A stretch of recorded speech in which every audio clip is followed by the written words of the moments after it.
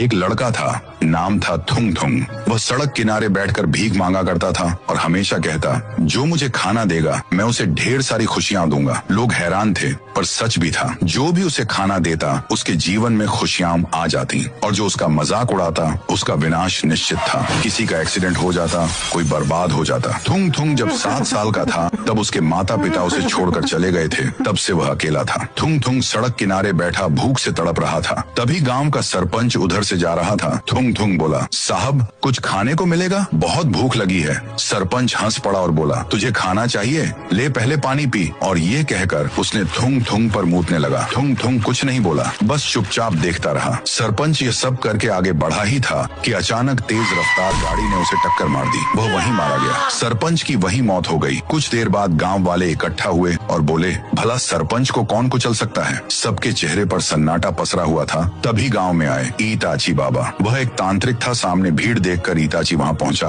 और वह सरपंच को देखकर फूट फूट कर रोने लगा, क्योंकि वह उनका बड़ा भाई था। ईताची जब छोटा था तब वह तंत्र विद्या सीखने के लिए गांव से चला गया था और जब वह लौटा है तो उसका बड़ा भाई मारा जा चुका है। ईताची अपने रहस्यमयी शक्तियों से पीछे का दृश्य देखा, जिसमें उसको सरपंच की सारी करतूतें दिखाई देती हैं। ईताची बोला, यह मौत किसी और की गलती नहीं, स्वयं सरपंच के कर्मों का फल है। जिस बच्चे को उसने अपमानित किया वह कोई साधारण लड़का नहीं है। गांव वाले समझ गए कि थुंग थुंग के पास जरूर कोई न कोई रहस्यमयी शक्तियां हैं। उस रात जब सभी गांव वाले सो रहे थे, गहरा सन्नाटा पसरा हुआ था। अचानक गांव में घना धुआं फैलने लगा और उसके अंदर से वही डरावनी आवाज आने लगी।